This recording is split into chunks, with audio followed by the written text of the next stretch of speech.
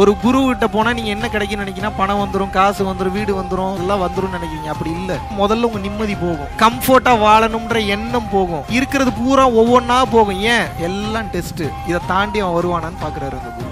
எந்த உயிர் என்னானாலும் சரி நீயே கதின்னு காலவே பிடிச்சிட்டு கிடக்குதோ அந்த உயிருக்கு மட்டும்தான் இறை பொருளை குரு என்பவர் காட்டி கொடுப்பார். சரணாகதி அவ்வளவு சீக்கிரம் வராது. அறிவு கேள்வி கேட்டுக்கிட்டே இருக்கும். சிற்றறிவை வச்சு எப்படி பேரறிவை நீங்க அளப்பீங்க? ஒரு குரு கிட்ட முதல்ல போய் கண்ட கருமாந்தரத்தெல்லாம் கேட்காதீங்க.